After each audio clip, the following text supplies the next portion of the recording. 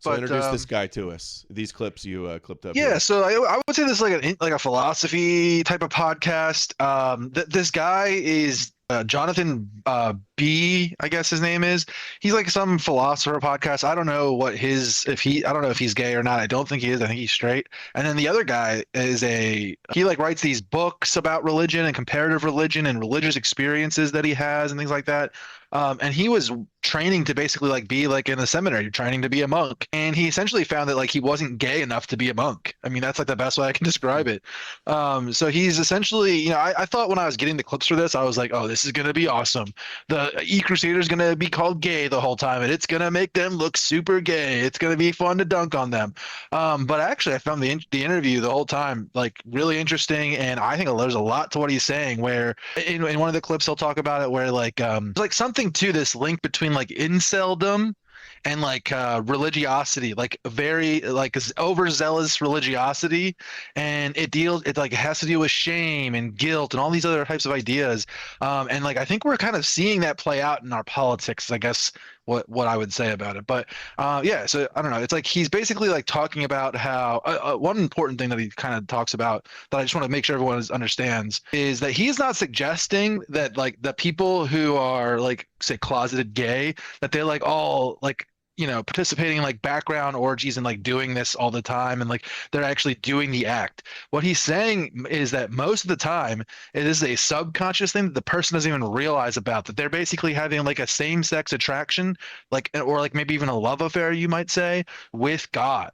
Right. So anytime like a male person is having like a love affair or loving relationship with like even an imaginary friend like God, who's also a male, like there is something to that is gay, essentially. Yeah, they're homoerotic for Jesus and his suffering. Yeah. His torture. Yeah, he's basically trying to speak to that and the underlying psychology behind it. I found it really interesting, like I said. Mm-hmm. All right, well, let's see it. Your homoerotic Jesus sounded ridiculous until I read the Bible in the actual Greek. In the Orthodox religions, there's a preference for flamboyant homosexuality among men if it's not acted on. The dean of the seminary, he starts out and he says, "Gentlemen, this is a Catholic seminary. This is not a gay bar." You were not gay enough to be a Catholic monk. I wasn't gay at all. Do you see any homoerotic patterns in traditional Islam? Yes. Rice University professor Jeff Kripal is going to argue sure. for a homoerotic reading of religion. That there is a special connection, not just between sex and divinity, but specifically homosexuality and divinity. In fact, Jeff's claim is that in most religions, it is sublimated homosexuality that is orthodox and encouraged, whereas active heterosexuality becomes marginalized. In the Christian context, Jeff not only believes that most of Christian monasticism must be explained as sublimated homosexuality, but also that Jesus himself was queer. Now I know, this is a deeply scandalous claim, so let me just emphasize that, and this is true for all of my interviews, but especially for this one. Wait a second, hold on. Let's hear that one more time. Views homosexuality, but also that Jesus himself was queer. Wow. Wow. I mean, he'll get into some of the verses. It's a little bitch. I agree to some extent here, and I would say like that was part of the character that made it into the Gospels, guys. We know that it was part of the character in apocryphal texts and like Gnostic texts, is like Jesus doing like weird things with his homies. Okay, I guess is the best way I could describe it. However, it made it into the Gospels. I think it's John. He puts his head on the chest of the beloved disciple. Like, in what context are you putting your head on the chest of your homies and it's not gay? Did he say no homo first? Because they must have left that part out of the Bible. I didn't hear any no homo. Maybe it was left in the original Greek. No homo. Here, this is what I was trying to do a second ago. But also that Jesus himself was queer. Wow. Jesus Christ! Now I know, this is a deeply scandalous claim, so let me just emphasize that, and this is true for all of my interviews, but especially for this one, my guest views are not my views, okay? I can't be both a libertarian capitalist like Joe Lonsdale and a democratic socialist like Axel Honneth. I can't be both a Catholic like Dave O'Connor and an atheist like Brian Leiter. I don't invite guests on because I fully endorse their views, but because they have something revelatory and illuminating to teach us. And what I think is revelatory in this interview are two unintuitive connections between, number one, the erotic and the divine, that sex and divinity, sex and God are somehow deeply intertwined, and number two, between homosexuality and inspiration. If you've ever wondered why homosexuals are so disproportionately represented in positions of creativity and power, be it art, media, finance, religion, technology, then Craig Paul's theory will begin to give you an answer. Gays have like a eccentric superpower. That's what it sounds like he was saying there. So we're going to have to sit down and ask Jesus the question in this interview. All right, man, I need to ask you something, and I need you to tell me the truth. Are you a fag? There is something about like the rebellious or transgressive person, and like homosexuals are disproportionate like that, who are like creators of art. Like we don't have to be gay to like just accept that, or like acknowledge that that's like a reality. That something's there is something to what they're saying there. It does seem to be real like, into art. Why do you think the cathedral is so decorated? well, Moses had a lisp, so maybe this just goes all the way back to like a lispy cult of lispy Jews. Just doing some art for the goyams. Let's have Jesus' abs a little more ripped on the cross. Right. Well, let's talk about a few episodes, like the beloved. Let's put some more little children with that Jesus you mentioned. in the sculpture. One is the young man in the garden, and the other one is the Passover meal, the water pitcher. Tell us your reading of those episodes. I mean, it's really Morton Smith who makes this passage, I think it's in the Gospel of Mark, famous about the young man in the garden of Gethsemane. No, it's Almond Hillman made that famous. You're stealing from Almond Hillman. You're stealing from Almond Hillman. Yeah, it's Almond Hillman's whole shtick. The night before Jesus is crucified. And he basically just has a cloth on and he's alone with Jesus. And there's this whole thing about the kingdom of heaven and how you initiate someone into it, and whether the kingdom of heaven or the kingdom of God is same sex or what this mystery is. And Smith does a whole... Last week it's Christ brain. This week it's queer Jesus. Right? Arthur Kwan Lee in your copes about Jewish Jesus and paintings of Jesus, gay, homoerotic. Very gay. That I certainly cannot, just sitting here because I don't have the text. And but I mean, there's so many passages like that. Right. Hold on, real quick. I just want to address this because we get it all the time. We should always do it whenever it comes up. If you guys think that like Almond Hillman's correct, like I don't think he is. I've examined a lot of his work. I don't think he is.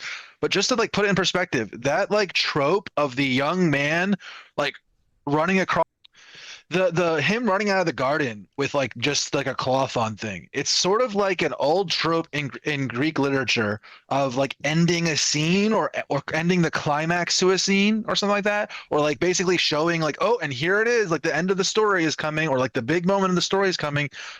Kip Davis and a couple other scholars have done like a lot of debunking on Neil's channel and on Myth Vision on Derek's channel that like goes over this, debunking Almond Hillman, and they go into this like in the Garden of Gethsemane thing, and I am convinced by their arguments there. They show other literature where this like trope of the young man with the cloth on is like running across the stage, if you will, to like signify something in the story. So like so perhaps there is some sort of like gay undertones or currents to it, but I don't think that it's like secretly signaling that Jesus was like a child trafficker or drug trafficker or anything like that. That's what I would say. I did a thread debunking Almond Hillman's theory about Jesus being a pedophile doing drugs in the garden, and I tell what this myth is symbolically actually saying, and it's not historical. That's what bothers me about Almond Hillman is he pretends like this is like the real Jesus, the real historical Jesus was a secret pedo, and it's all a myth, dude. I'll let them play it first or talk about it first, and then I'll do the little debunk. Flesh and liquids. Well, you have the eating the flesh and drinking the blood passages that are meant to offend and meant to transgress, and you have this preference for celibacy and this teaching of transgression. But what really tripped me, Jonathan, was living again in this seminary community and watching these men relate. I see. That was really what tripped it for me. Watching the men at the seminary relate reminds me of Fuentes defending his insuldom because the Bible says there's eunuchs for God. Not just that, but think about how crazy this is. The seminary itself of the Catholic Church is gay as fuck. Like, this is a well-known thing for my whole lifetime. Before I was even into these ideas, I knew that there was like this rumor or culture that's like separated from the Catholic priest thing. I'm talking about the people at the Catholic seminaries. This is like a well-known cultural thing that a lot of the men are like into looking nice and pretty and being well-spoken, and they're like kind of like sitting around contemplating Jesus all day, and it's very gay coded. Like, that's been something I've known about for as long as I can remember. in this seminary community and watching these men relate. I see. That was really what tripped it for me. It's like they clearly saw Jesus as a figure whom they could love. And I mean love. And I couldn't. I couldn't love him. And that was the question. They're like, I have a personal relationship with Jesus. Jesus is my rock. I'm the bride of Jesus. This is gay. This is all like a gay, homoerotic, like imaginary friend that you're like partner relationship with. Paul is almost explicit about it being that too. It's not like a secret hidden code. It's the explicit message for the peasants to be like that. These people, they get drunk, they do drugs, they jerk off. X-Stone says, Jesus is my rock. Hard. Kind of question, but it was also an observation. And so when I read the gospel passages and read the queer theory about Jesus and Paul in the New Testament, it made total sense to me. It just made total sense because of this experience. Maybe another way to put it is you were seeing how these biblical comments that may pass someone completely unnoticed, they were reflective of the behavior of your colleagues, right? And absolutely. you were like, but this is the new comparativism. I was using my contemporary experience to read back into the biblical text, and the biblical texts don't have this language of sexual orientation. Obviously, that's ours. So they're going to experience things and code things religiously. And so I don't want to read our moral concerns back into these ancient texts, but I do want to say that these ancient texts are expressing a different kind of orientation. And by orientation, I don't just mean sexual orientation, I mean spiritual orientation as well. Right.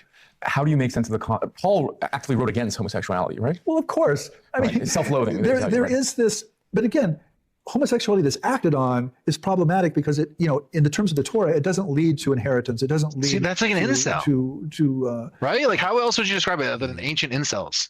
Yeah, that's who the church fathers and the monks and the priests are. They're saving themselves for Jesus.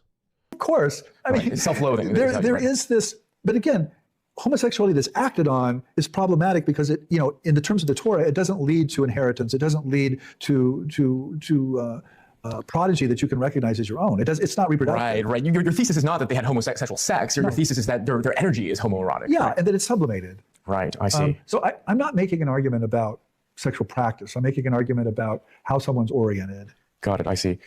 It's interesting because that's how they would have thought about it. Yeah. Mm-hmm. Well, that's what the earliest church. Yeah. So many closet gays praying the gay away. Yeah, the church was led by straight up if you go back in the earliest layers of the history of who we have for the church stuff, and I'm not talking about the mythical layer, if you just move that away, the early Christians were the wives of soldiers, right? A lot of women and effeminate men. The pagans are writing about this in those early sources, talking about Christians worshiping a crucified man, and that the men, so that's it was the husband or the wives of soldiers, right? Their husbands were writing to their superior officers and writing to their kings and their public officials and complaining about Christians. We have these writings where they're complaining and saying that it's these effeminate charlatan men shouldn't be allowed to convince our women of this stupid thing, this superstitious thing. And they're talking about Christianity. So goofy.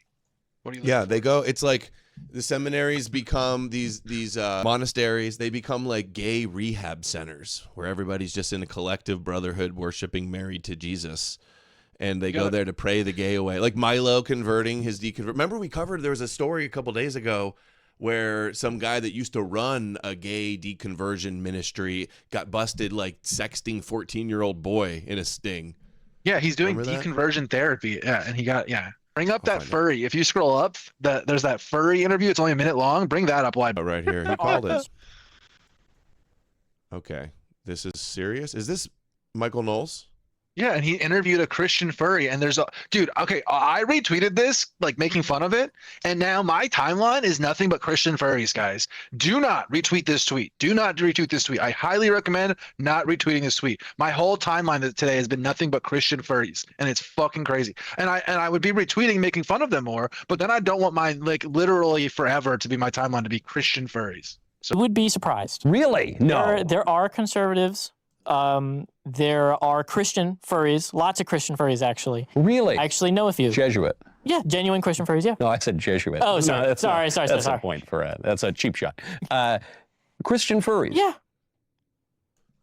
still might. I guess there's a meme that goes around. We were Yeah. talking about confession earlier, which is like, guy will go in, Campfire confession. talk. I'll say, bless me, Father, for I have sinned. Father, 5 times this week, I peeled an avocado and smashed it into my face until the goop ran down my suit jacket. And the priest will say, well, that's weird, but it's not a sin. You know, it's definitely weird, but you actually don't have to confess that. Yeah. And I guess what you're describing as the furrydom probably falls into that category, other than maybe it's like a waste of time in some way. I don't know. Maybe not. Maybe people balance their life in a way that it works. Chat says this is the Mogwarts shot. Mogwarts library. You guys are hilarious, dude. How funny is this though? So it's theater kid Michael Knowles interviewing a fucking Christian furry. And he's like, yeah, there's tons of us Christian furries. Dude, so I saw in some of these furries, they're talking about how it's a majority Christian phenomenon. Think about how crazy. I don't know if it's true. Teletubbies, dude. They brainwashed all the kids with the Teletubby Christian show. Can you imagine? Good theory. I think it's a good theory. That a majority of furry fandom is actually Christianity, and a bunch of Christians doing that. If that's what true, about anime too? I see all these I do see online that are really into anime. Yeah, the furry thing though. If that's true, we gotta blow the whistle on that. I've been delivered. All right, first one. Let's go. So let me give you a quote, an autobiographical quote from one of your books. Catholicism is homoerotically structured. As an active heterosexual male, I do not and cannot fit into its present symbolic and institutional system. Me neither. In summary, Same, dude. Same. Dude, this is devastating for the Groyper community right now. Let's be honest. Devastating. I kind of like that I got to tweet this out for them all to see if they saw. To have some self-reflection for some of them. And it's not even all of them. It's just like this weird subset of them that it's like all that is like this. I know some of, like, I wouldn't say all of them are like this, but there is a sub faction of them that are. So, and they're like the most Christian faction too, by the way. In summary, you were not gay enough to be a Catholic monk. I wasn't gay at all. I became deeply religious around puberty, and by deeply religious, I mean uber religious. I mean, Jonathan, you wouldn't have liked me. I mean, not that you like me now, but around puberty, really liked me when I was 12. He went through puberty. Instead of being obsessed with girls, he got obsessed with Jesus. 13, and like even less. Yeah, even less. I was super religious, super pious, and I was deeply anorexic.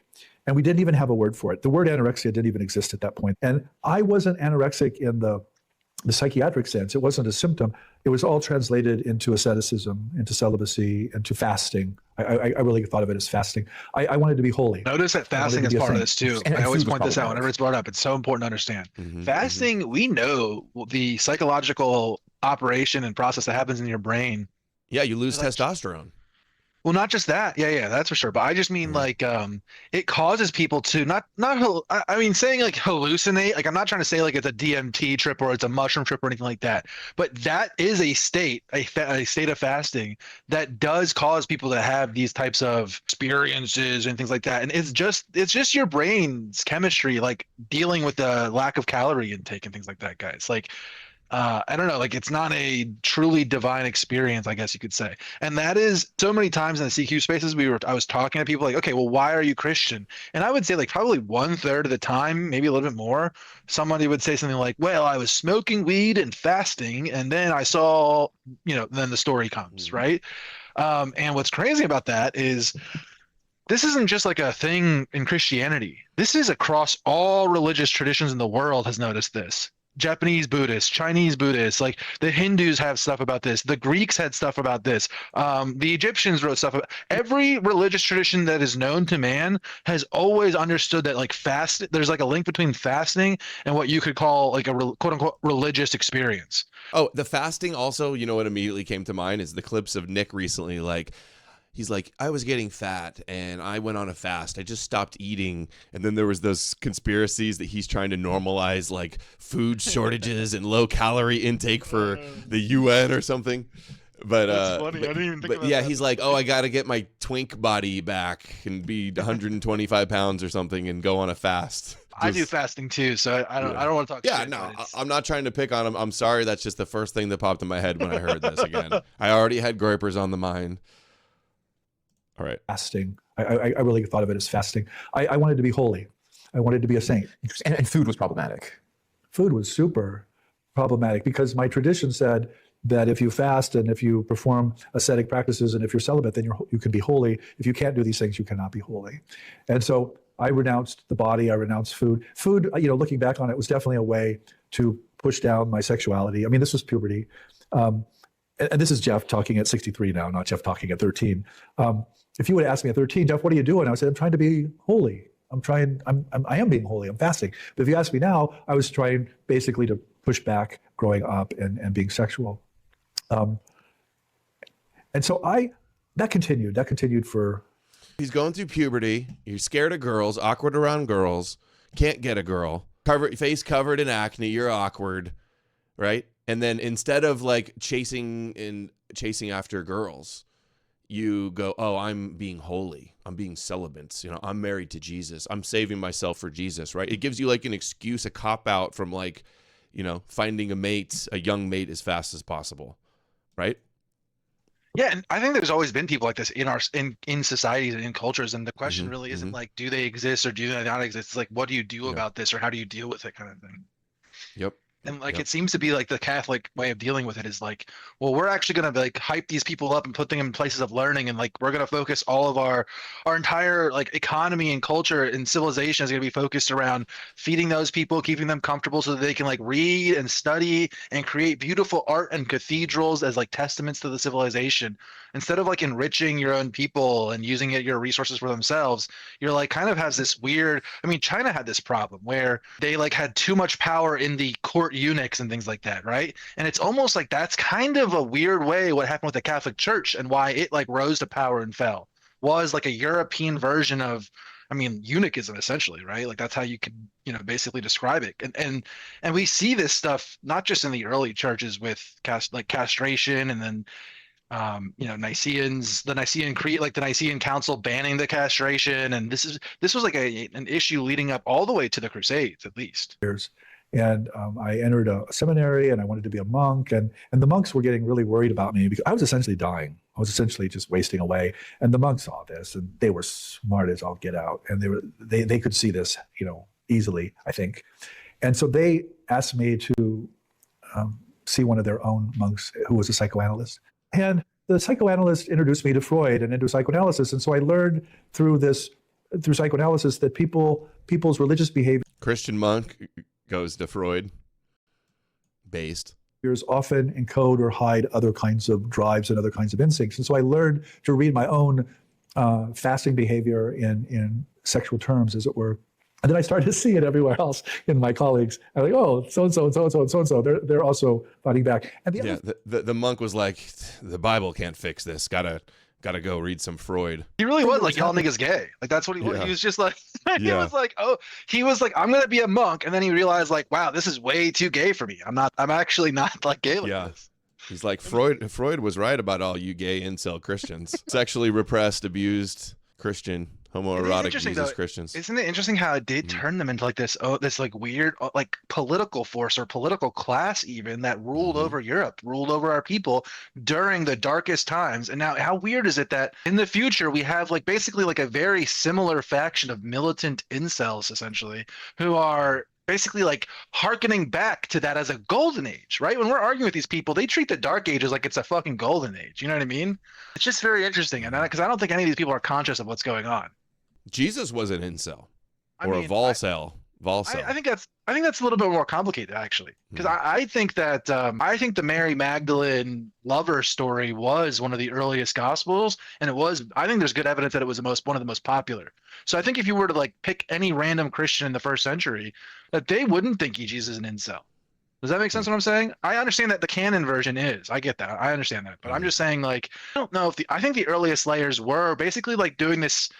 I guess, I mean, I'll put like the easiest way I could put it is like this divine sort of archetype blending between the divine feminine and the idea of the monad or the logos. It was like a blending of all these things. It was like the monad and the Sophia and the are getting blended with this divine feminine will, basically. I think that there was a huge current of Christians that were doing this in the earliest layers, and to be honest, like that was the most Jewish time at the church too, right? So that's kind of this like weird dichotomy where it was like ethnically Jewish Christians in the earliest versions of the church who were still like Torah observant, but they were so Hellenized that they were into this like sort of mixing of the religious concepts and the gendered influences. Thing was, I was definitely in this religious community, and I was seeing that there was a kind of sublimated but very flamboyant homosexuality in the religious community, and then there was this really awful. Think Pine Sap. Think Elijah Schaefer. Think Nick. Anti-homosexual reading that was coming from the official church. And so I saw this tension or this conflict between this external condemnation of homosexuality and this sort of playful, flamboyant, but coded homosexuality. And yeah, good point too. They also do that. They're obsessed with calling everything gay and everybody's gay, and their big issue is gays and trans and stuff. And some of that resentment is just like internal harboring, hate, self-loathing, right? Good, another good point. I was really struck by that. I mean, I am called gay on the internet so many times a day. And it is called gay in the gayest possible way you could imagine. It's like, you like to, and then they just insert the most graphic, disgusting, like pornographic homosexual thing I've ever heard. Yeah, they're doing projecting copes. Like they're the ones that are closet gay and praying the gay away with Jesus. They're the ones that are spiritual Jew and worship the Jewish Messiah. So they call us gay Jews. Yeah, they should just total projection. Gay. They should just be gay. I don't know. Like it would be way healthier. I don't know. So the causality is because of your own psychoanalysis and you yourself reading. If we just get them all together and just to make. Think Owen Benjamin. Yeah, think Owen Benjamin. What we really should do is we should put them all in like their own, like maybe the Catholics were right. You put them all in a monastery and then you just like have them creating like sick Hitler edits and stuff like that, and like we'll win that way. So the causality is because of your own psychoanalysis and you yourself reading how sublimated your own heterosexual sublimated sexual desires comes out in food, or more specifically not eating food. You learn to read how your other colleagues' homosexual drives were being sublimated. Right. And how were they being sublimated? Were they acted on, or were they? I don't think in general they were acted on. I think they were very much trying to be and were celibate. But some of the particularly seminarians, not so much. And that's what they say too. They'll say like, you're not gay if you don't act on the gay impulses. Well, that's what they say about. I mean, yeah. Like the William question is a complicated one, and I hope he comes back to Twitter at some point. I guess he has an alt now. But about who's the hardest on William? Who's the hardest people on William? On Twitter, it's the extreme Christians. Meanwhile, what is he? He's like somebody who, to them and from their worldview, had like a degenerate lifestyle, found Jesus, literally like converted. He's catechized in the Orthodox Church, right? He's been baptized, right? He has apparently a girlfriend, I guess. I don't know the details there. I'm not trying to dox or anything like that. I just apparently he has a girlfriend, right? So like, and then what is he doing? He's like trying to use his story as a way of like warning others not to be degenerate. Yeah, dude. Amalek, are you looking at the chat? What's his name? Liam. Liam is crashing out on you. What is he crashing on me for? He says you're ruining the show. Hell yeah, very nice. Tell him more, Liam. Get it all out. Yeah, I do like that. It was joyful. It was playful. It was positive. Liam has beef. What was an example of he's ready Catholic to fight. Catholic monasticism as sublimated homosexuality? Every we had 4 parties a year sponsored by one of the classes, and there was always some kind of cross-dressing going on, and there was always jokes about vacuum cleaning. Oh wait, hold on. That's what I was saying. I was saying like, notice how who's attacking William. Like it's all these like super Christian people, and literally he's doing what they want. And like, what do they say to gay people? They say, "Stop being gay, find God, become Christian, become Christian, find a girlfriend." He did that, and they're never letting him. They're not accepting it. They have zero empathy for him. They have zero forgiveness. Like I'm not trying to be cheesy and like, what would Jesus do? But truly, what would Jesus do in this situation? William is like more of a Christian than basically 99% of the e-crusaders on Twitter, and they all loathe him for that right there. That's what's going on. They are like jealous because he basically was like, he's like open about his past and open about who he is. I would even say, I think that there is like a level. I think that there is like a level of those things, but like I don't think that is like even close to like the main reason that he's attacked. It's because of this whole former degenerate thing, and because all these seething Christian incels hate him for doing what they can't, which is like growing up and being open about who you are, what you are. Yep. It was obvious. And I remember one day. He says they're doing, the monks, the priest at their priest parties are doing cross-dressing. jokes about vacuum cleaner hoses, and I mean it was coded, but it was obvious. And I remember one day after one of these parties, the whole seminary was called in, and the dean of the seminary, he starts out and he says, "Gentlemen, this is a Catholic seminary. This is not a gay bar." And that was the opening. And he just laid into us, about this inappropriate behavior that had happened the night before. And I was just, I was a kid. I was just listening. It's okay. And there were always these young high schoolers. He can hoist his sins upon me. And they would ooh and ah over the guys. Okay, Liam says, just suck less, Amalek. Be less sucky. He'll work on that. Thanks, Liam. In the seminary, because these were young men who were very attractive, and they had given up sex to pursue God, as it were. And they would just. How interesting is that? So Evan Kilgore might be another one of these. Okay. How interesting is this? He talks about the phenomenon of like women coming to see the men at the seminary and oogling them.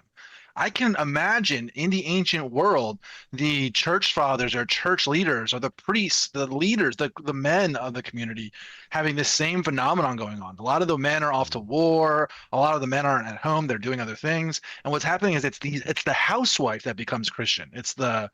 That's how Christianity initially started spreading, and it's the housewife being led by men like that. So you can see how this kind of trope of that we have today of like, the Joel Webben pastor, you know what I mean? The pastor who sleeps with his flock. That's not like an accidental cliche. That's built into the earliest layers of the church's story on how it spread. True. As it were. And they would just laugh, when the girls were gone. Like they no more wanted women than a man on the moon. I mean, there was no renunciation. There was no giving up sex for God kind of thing going on. So I saw this. I saw the external reading of the tradition, which was very much giving up sex for God, and the internal kind of joyful same-sex sublimation going on. Well, you say it's joyful, but surely they must have felt quite guilty, which is why you're so against the anti-homosexuality, right? It was conflicted. It was definitely conflicted because of this conflict in the church, that there was this external bashing of homosexuality, and then there was this internal affirmation of it. And so, for example, there were 3 attempted suicides while I was in the seminary. I suspect it had something to do with this. 3 suicides while he was in 3 suspected suicides because of homosexuality, he says. Now, if that story is true or not, who knows? But that idea is obviously true, right? Okay, this one's on historical Jesus debate. First, I want to make sense of what a little bit. It doesn't really touch on it too much. He just talks about the goal of this apocryphon is not yet another historical Jesus. What I'm after here resembles more a kind of historical koan, a nonsensical riddle Zen masters used to cognitively shock or shut down their students into sudden bursts of enlightenment, an openly heretical Jesus who can provoke new thought, self-reflection, and revelation. So we're going to talk about your homoerotic reading of Jesus and the Christian tradition. Yeah. But I just want to make crystal clear from the outset, this is not a historical reading, because the entoi piploi, that does seem like a historical reading, right? So, yeah. I mean, I am making historical claims, obviously, but I'm not really participating in that historical Jesus scholarship, is probably what I'm trying to say there. I actually think Jesus was queer. I really do. But do I want to perform that in a historical Jesus seminar? No. Right. Because I'm not That's not your battle. I'm not a New Testament scholar. I'm just not. Well, tell us about the episodes in the New Testament, like the Beloved Disciple one that I started this interview with, that kind of only or best makes sense under a homoerotic reading. First of all, neither Jesus nor Paul were married, which is very odd. Already, you have your one. Yeah, I thought to be a rabbi, you had to be married and have kids and have some, like, one of the sciences. Yeah, it's Dale Martin. I think maybe that's who he just cited. I can't remember. It's Dale Martin's work. I think is the one who they go into this and they show basically like their reconstruction of a historical Jesus and who this guy would have been. There is this argument and this debate on like how could this. So there's no rule they have to be married to be a priest in ancient Judaism. It's just strongly encouraged and often expected. Yeah, it would have been weird. So his whole story is basically like in the context of an unmarried, very strange rabbi that hangs out with guys, and like that. That's not just me being like insulting or inflammatory when I say it like that. I'm saying that that's the ancient context of the story.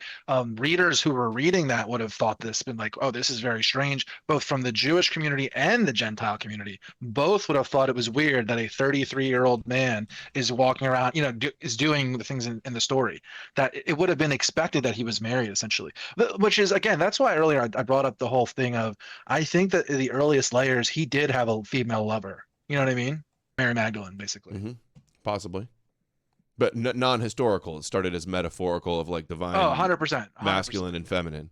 Yeah. 100%. Right there. At least someone looking in. At 33, nonetheless. That's what you're saying, yeah. Yeah, I mean, two young men who are not married. And, even Paul will say things like, I want everybody to be a virgin. I want everybody to be married to Christ. So he uses this gendered language, but for men being married to Christ, it's like, that's like a gay relation. That's a same-sex relation. How does that even work?